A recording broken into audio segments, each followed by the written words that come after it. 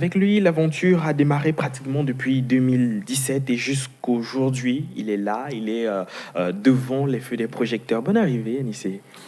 Merci beaucoup et merci pour l'invitation, David. C'est un plaisir pour moi d'être là. Bah, le plaisir est partagé. Je l'ai bien fait, le lancement. Si, pas comme un gars qui fait les abdos matin, midi, Matin, midi, soir. soir. Celui qui fait les abdos matin, midi, soir, on voit très bien, on voit très bien ce que ça peut à Ce quoi que peut ça ressembler Son son corps. physique, quoi. Ouais, absolument. Et puis, c'est quelque chose d'assez anodin que beaucoup de personnes ne réalisent pas, mais c'est un processus de communication qui est très, je veux dire, très contextualisé, tropicalisé Oui, même. Et bien ça sûr. permet de mieux atteindre la cible. Bien sûr, bien sûr.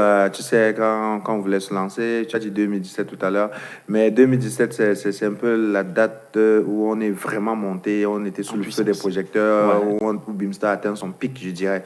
Mais on est là depuis 2014. Après, comme tout projet, c'est difficile lorsque tu démarres et on ne sait pas forcément que tu es en train de travailler et tout de suite, quelqu'un a l'impression que tu es arrivé hier. C'était ça. Et on est arrivé dans une atmosphère où il y avait des gens qui faisaient des choses qui étaient bien, Ouais. que je pense à mes confrères de Culture Ébène, de Joanda Magazine et tout. Et quand je suis arrivé, je me suis dit, il faut que je propose quelque chose de différent, tu vois. Et après, quand je reste, je science, je me dis, qu'est-ce que je peux écrire que Céline Fotso de Joanda n'écrit pas. Ouais. Elle écrit super bien en français et je n'ai même pas la prétention de pouvoir écrire mieux qu'elle. Je me dis, non, franchement, je peux pas aller sur ce couloir-là. Et quand je regarde, je vois que c'est à peu près ce style d'écriture qu'il y a de façon générale dans la culture. Et je me dis, c'est peut-être l'occasion justement de me démarquer en proposant quelque chose de différent.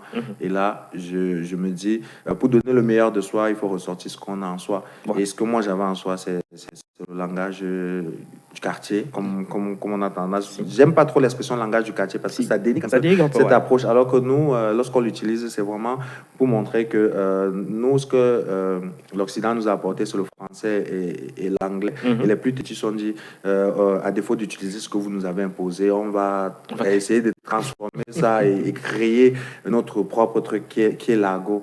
Et pour moi, l'argot, ça doit être une langue comme le français ou l'anglais et même une langue qui est beaucoup mieux appréciée que les deux parce que ça provient de nous. Et donc, je me suis dit, OK, allez sur l'argot. Non seulement ça crée un couloir sur lequel les autres ne sont pas là, mais c'est une façon de valoriser cette langue qui pour moi est importante et essentielle. Et c'est comme ça que je me retrouve avec le langage du théâtre. Mais après, ce qu'il faut dire, c'est que c'est le langage que tout le monde comprend. Même celui qui ne parle pas ce langage, il comprend parce qu'il a dans son entourage quelqu'un qui parle de cette façon. Et finalement, c'est ça l'identité Bimster. Et ça ramène, et c'est une approche qui contribue à ramener les gars toujours plus proches de Bimster, toujours plus proches des internautes. Et il faut dire que cela rentre bien dans les cordes un petit peu d'Anissé parce que certains te décrivent comme étant une personne très humble, très intelligente et surtout très perspicace parce que grâce effectivement à toutes ces belles notions que tu as eu à acquérir aussi du côté de l'Occident, parce que tu es un benguiste aussi en même temps. Il faut rappeler que tu as mis sur pied effectivement, parce qu'on va revenir bien sûr sur le cas de Bimster, mais on va parler essentiellement de Bimster Agency. C'est vrai qu'on a eu le premier volet Bimster, c'était beau, on a kiffé. Maintenant c'est Bimster Agency. C'est quoi le projet? Bimster Agency. Alors, Bimster Agency, franchement, pour être très sincère avec vous, c'était pas sur la feuille de route. Ce qui était sur la feuille de route, c'est la plateforme musicale africaine à la Deezer. Et comme j'ai toujours coutume de le dire, l'entrepreneuriat, c'est vraiment se jeter au bord d'une falaise et construire son chemin lors de la chute. Et je pense que je suis en plein dedans. On a eu énormément de difficultés et à la base de Bimster, c'est un projet porté par 20 jeunes, 19 Camerounais et Béninois, et tous avec la soif d'apporter la pierre à l'édifice au développement du continent africain. Mais au fil des années, plus on avance, plus c'est difficile et on se dit, est-ce que on est en train de faire ce qu'il fallait faire? Est-ce qu'il ne faut pas se réorienter et tout? Et puis là, il y a le pivot. C'est que beaucoup de bénévoles sont essoufflés. Et donc, Bimster a déjà une certaine notoriété. Et pour maintenir le cap il faut des ressources humaines. Et à ce moment, on se dit, ça ne peut plus tenir qu'avec des bénévoles. Il faut qu'il y ait des collaborateurs, des salariés et autres. Mais comment faire? Et à ce moment, on constate que dans l'environnement, justement, on a quand même réussi à se démarquer sur le digital et on a une forte présence. Et on s'est dit, pourquoi ne pas mettre ces compétences à disposition des autres marques? Et là, ça n'a rien à voir avec la musique, forcément, mais mettre vraiment les compétences à disposition des entreprises, des startups, des entrepreneurs, pour pouvoir avoir une présence aussi impactante, pour pouvoir fédérer des communautés à la Beamster et avoir une clientèle plus accentuée et qui fait des clients, avoir cette démarche qui fait des clients, des ambassadeurs de la marque. Donc, c'est comme ça que je me retrouve dans Beamster Agency, qui est l'agence de communication de Beamster. Il faut dire que ça a été inspiré de mes deux mentors, qui sont le professeur Bernard Kova de Cage Marseille et le professeur Franck Barès de HEC Montréal. Avec eux, on mène des recherches sur tout ce qui est marketing tribal. Dans tribal, n'allez pas comprendre tribalisme, mais plutôt tribu, fédérer des communautés autour des marques. Et donc, c'est parce que ces deux professeurs ont mené des recherches longtemps sur l'approche de Beamster que je me suis dit, attends, mais il y a un truc à exploiter de ce côté. Ça fait 2 ans que je travaille avec Bernard et Franck, mais les gars, vu le niveau de ces messieurs et tout, ils ne vont pas se pencher sur un projet comme ça. Et puis, je me dis, non, il y a un vrai potentiel marketing chez Beamster. Et Beamster est devenu... notre ADN, à la base, c'était la musique. Mais ce qu'on n'avait pas compris, c'est qu'on avait l'ADN du marketing parce qu'on a quand même réussi à casser tous les codes sur les réseaux sociaux. Aujourd'hui, on inspire. Il y a pas mal de pages qui se créent, de plateformes qui se créent parce que Beamster a été créé un jour. Il y a pas mal de plateformes qui utilisent le ton Beamster, un ton qu'on n'utilisait pas, absolument pas à l'école. C'était le bon français comme les vous là, les gens qui connaissent, qui ont la plume comme les vous là, qui sont assez pertinents, tu vois. Et surtout, il n'y avait pas cette proximité que nous avons amenée. Absolument. La proximité et enfin la démarche communauté. Nous, on a une des plus grosses communautés du Cameroun, la communauté labellisée, les experts. Et on s'est dit, mais il y a une expertise énorme. Je me permets quand même de souligner quelque chose de très exceptionnel parce que la communauté des experts monte à une portée de 2 millions de personnes qui sont pratiquement touchées, qui se considèrent comme étant des experts. Oui. Par mois, on touche à environ, la plateforme seulement sur Facebook, on a environ 3 millions de personnes qu'on touche. Et effectivement, ce que les gens n'ont pas souvent compris, c'est que déjà, les experts, c'est celui qui consomme de la musique ou la culture sur les plateformes Beamster. Donc, il y a des gens qui consomment à fond et qui se disent souvent qu'ils sont pas experts. Maintenant, comme dans toute chose, il y en a qui sont plus impliqués que d'autres.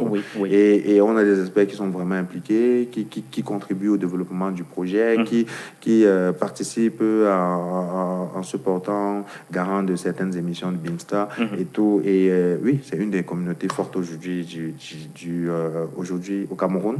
On est à plus de 11 rencontres. Donc, il faut savoir qu'on parle de véritable communauté lorsqu'on réussit de quitter du online au offline. Et nous, on a réussi cette transition de la plus belle des manières. Et c'est un projet qui est porté entièrement par les experts. Aujourd'hui, les rencontres se font de façon spontanée et régulière. Et on a plus de 11 rencontres aujourd'hui. Voilà. Il faut rappeler que Beamster, c'est une page qui est suivie pratiquement par plus de 100 000.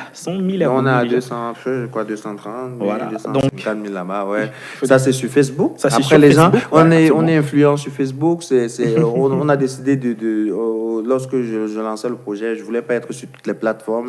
Mais j'avais besoin d'être sur une plateforme où je suis vraiment influent. Et voilà pourquoi on s'est d'abord déployé sur Facebook. Et on est beaucoup plus impactant et influent sur Facebook. Les gens, ils ont tendance à nous associer uniquement à Facebook, justement pour ça. Mais on est aussi sur Instagram. On a plus de 60 000 followers là-bas. Les gens ne s'en rendent pas forcément compte. Et ça fait des mois qu'on est très actifs sur Twitter. On est passé là-bas. On a passé la barre de 10 000. Mais on est partout. On est sur le digital. Donc, on va dire qu'on avoisine pratiquement une bonne borne, une brochette de 300 000 personnes. Un truc comme ça à peu près.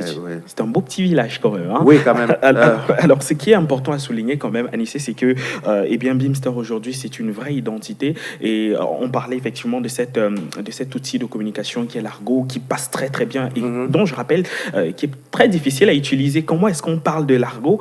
Utiliser de l'argot pour parler de choses sérieuses, c'est très compliqué. Ça, bien sûr. C'est très très compliqué. Ouais. Et j'ai eu l'occasion de voir une production, parce qu'on aura l'occasion bien sûr de souligner cela, la belle production avec la représentante de Facebook Afrique. Olivia Loga. Voilà, où à l'entrée, ton générique était déjà assez... oui, Abalégui. Voilà. Mais ça n'a rien de décousu, c'est tellement bien structuré. Et bien puis, sûr. C'est grâce à... Il faut dire que c'est pour ceux qui vont s'intéresser à Beamster Agency, vous aurez l'occasion de tomber sur un autre métier, parce qu'aujourd'hui, à travers les réseaux sociaux, on peut aboutir on peut travailler juste derrière son téléphone en étant community manager. Oui. Et chez Beamster, c'est des vrais community managers qui ont quelque chose en plus, et vous allez comprendre pourquoi. Alors, s'il faut dire qu'est-ce qui singularise, qu'est-ce qui crée directement ce distinguo entre le community manager sorti tout droit de l'écurie de Beamster et le community manager lambda qui s'est, disons, créé tout seul. Oui, mais je veux d'abord préciser que tu maîtrises le Beamster. Ouais. non, mais ça fait, tu sais, tu te lèves, tu travailles sur un projet, et puis tu sens que ça inspire des gens, tu sens que les gens te suivent et tout. Et voir quelqu'un parler du projet avec une telle éloquence, ça fait toujours plaisir, quoi. Je voulais quand même le préciser. Pour revenir sur ta question, qu'est-ce qui fait la différence entre le CM, Community Manager, sorti de Beamster, et celui qui est sorti d'ailleurs? Déjà, nos formations parlent de community management pratique. Oui. Le pratique là est très important. Ouais. Et les CM qui sortent de Beamster parlent de CM, de community manager 2.0. Et moi, je dirais que en fait, lors des formations lors des formations du community management pratique, à la différence de ce qui se fait en général, nous, on n'est pas dans la pratique, on n'est pas dans la théorie. On n'est pas dans la grande théorie, on est plutôt dans la grande pratique, parce que Beamster, c'est le produit de la pratique. Et donc, lors de cette formation, à la grande surprise de certains, ils ne viennent pas pour recopier des cours, prendre des cours, mais ils viennent pour travailler. Et donc, au sortir de ces formations-là, tu réalises que tu as été dans le bain du vrai community management. Tu as touché du doigt, et surtout, tu as eu une démarche très pratique et vraie de la chose. Parce que beaucoup n'ont pas idée de ce que c'est. Parce que vous êtes limité à donner toutes les formules là, et comme il s'agit de marketing et pas de mathématiques, bien donc c'est pas 1 + 1 est égal à 2, il faut pratiquer, challenger ce qu'on fait, l'améliorer pour finalement produire quelque chose de super intéressant. Et c'est d'ailleurs pour ça que les gens viennent chez nous, parce que nous sommes ce fruit de la pratique, comme je disais tantôt, et qu'on parle de ce qu'on a fait, de ce qu'on sait faire, et de ce que les gens peuvent appliquer pour mieux faire ce qu'ils souhaitent faire, tu vois. Et il y a beaucoup de faire, je mets faire un facteur. Donc, oui, c'est ça. Donc, pour moi, je pense que la différence entre le CM de Beamster Agency et le CM d'ailleurs, c'est que CM Beamster Agency, il touche la réalité du bout du doigt, et surtout, il a une vision très, très, très décalée de la vision normale. Parce que tu sais, le plus gros challenge du community manager, c'est sortir du lot. Et chez nous, ce qu'on sait faire, c'est sortir du lot. Absolument. On est décalé, on sait produire ce que les autres ne produisent pas, mais tout en restant corporate, en restant sérieux. C'est chaque fois que tu nous lis, tu vas te dire, mais attends, tu as envie de négliger, mais tu te dis quelque part, je ne peux pas négliger. C'est comme si c'est pensé, il y a une démarche derrière. Et c'est tous ces ingrédients-là qu'on propose dans les différentes formations. C'est pour ça que je parle d'atelier de formation, parce que c'est plus un retour d'expérience qu'une formation classique de professeur, étudiant. Je n'en ai pas la prétention. Et je ne me limite pas à partager l'expérience de Beamster Agency. Je fais intervenir toutes les personnalités 237 qui utilisent l'outil digital comme outil privilégié pour développer leur activité. Voilà, on a commencé avec Lidl. Lidl, ça fait presque 5 ans qu'elle travaille de dimanche à dimanche. Les gens ont pu percevoir que c'est énorme ce qu'elle fait en termes de travail, et qu'elle a une maîtrise des outils là. À Yaoundé, ça va être Malox. Les gens vont être encore hyper surpris. Pourquoi? Parce qu'on nous a vendu un narratif où il y a des gens qui prétendent savoir faire ces choses-là et nous disent ce qu'il faut faire, et il y a ceux qui pratiquent. Et moi, avec ce projet, je décide de donner plus la parole, désormais la parole, à ceux-là qui pratiquent parce que c'est les plus crédibles. Ouais, et le but, c'est de changer vraiment le narratif du community management et de la perception qu'on a de cela, quoi. Alors, il faut dire que certaines confidences nous ont fait signe que lorsque vous avez appelé ces personnes pour venir donner de leur expérience à ces potentiels étudiants, je pourrais dire ça comme ça, ils ont automatiquement accepté sans avoir aucune... Parce que vous savez comment ça se passe, forcément. Oui, c'est pas évident. C'est pas évident. Oui. Ils ont accepté malgré leur emploi de temps de le faire juste pour pérenniser l'activité. Ça veut dire qu'on vous aime beaucoup quand même. Si, c'est parce que chez Beamster, on a une relation particulière avec les artistes, même si on ne s'entend pas toujours avec tout le monde. Beamster a fait un travail. Et bon nombre en sont reconnaissants. Mais ce n'est pas que pour ça. Cette approche a aussi pour but, ça reste dans la même logique de Beamster d'il y a 5 ans, 6 ans, c'est valoriser la culture chez nous. Parce qu'on a tendance à croire que l'artiste, c'est celui-là qui est bon derrière le micro et que sa vie s'arrête à ce niveau-là. Maintenant, voir l'artiste porter, entre guillemets, la casquette de professeur, ça c'est énorme. Les gens, ils ont découvert que l'idole est une doctorante à l'université de Soir et que à côté du slam qu'elle fait, elle est community manager d'une structure,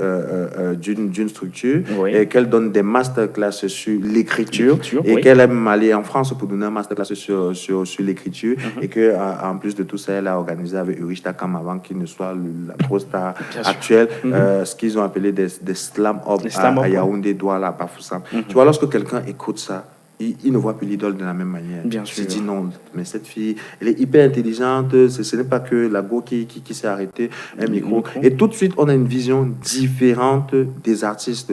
Et quand je parle de changer le narratif, c'est tout ça, changer le narratif, le truc que les artistes, c'est vrai que ça s'est beaucoup amélioré. On avait la perception qu'on avait des artistes, c'est les gars, c'est les bandits, c'est tout ce qui va avec. C'était la perception qu'on avait de la musique urbaine.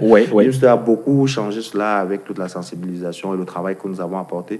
Et on continue cette démarche-là en faisant intervenir justement ces artistes-là. Et eux, ils le comprennent. C'est des gars intelligents, ils comprennent tout de suite. Car je porte ta casquette de professeur, je vais partager mon expérience. Et les gars, ils vont voir quoi. Effectivement. C'est ça. Et il faut dire que plusieurs personnes comprennent comment ça se passe. Et c'est vrai qu'on a tellement de sujets sur lesquels on pourrait aborder. Oui, j'imagine. Mais forcément, je vais sans doute prendre cette autre question très rapidement, Anissé. Il faut dire que Beamster aussi peut connaître parfois des critiques, comme on a eu l'occasion de lire la dernière fois sur la toile avec Avero Jess, au sujet de son commentaire sur le fait que Beamster ne l'accompagne pas trop.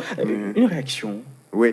Alors non, mais même Jésus n'a pas fait l'unanimité, gars. Tu vois. Ce que j'ai dit souvent aux gens, c'est que même avec ta mère qui t'a créé et qui t'a mis qui t'a poussé au monde, vous ne vous attendez pas tout le temps. Tout le temps. Tu vois, des fois, ça ne va pas, vous êtes en désaccord, mais un vrai désaccord, quoi. Même avec ta go, avec qui des fois tu es marié, vous vivez sous le même toit, vous ne vous entendez pas tout le temps. Franchement, c'est pas avec un partenaire business que vous allez vous entendre tout le temps, que vous allez être d'accord sur toutes les approches. Mais pour le cas d'Avero Jess, je pense que ma communauté lui a répondu. On l'a tellement soutenu.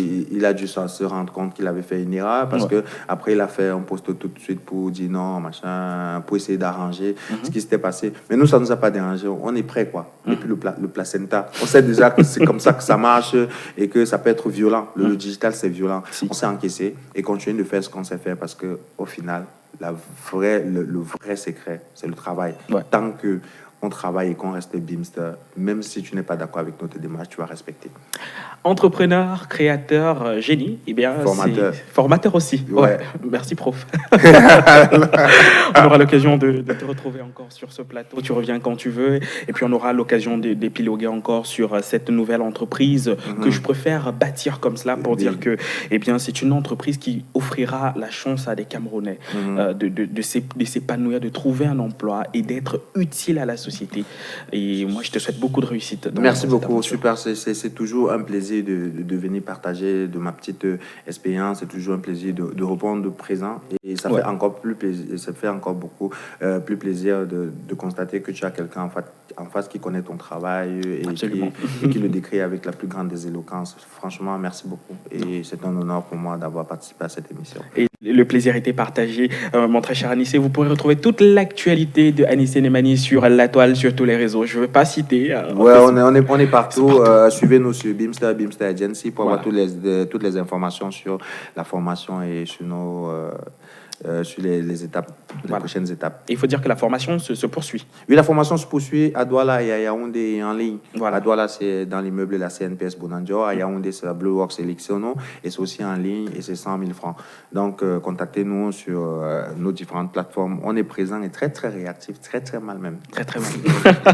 Allez, merci. Merci beaucoup. Mon très cher Anissé, je te souhaite de passer une très, très bonne journée et bon retour chez les benguistes en même temps. Non, je suis là pour de bon, quoi. Pour de bon? Oui, si, je suis ici désormais pour de bon. Je suis venu développer les projets et tout. Ah, donc, c'est parfait. Alors, bienvenue, re-bienvenue chez toi.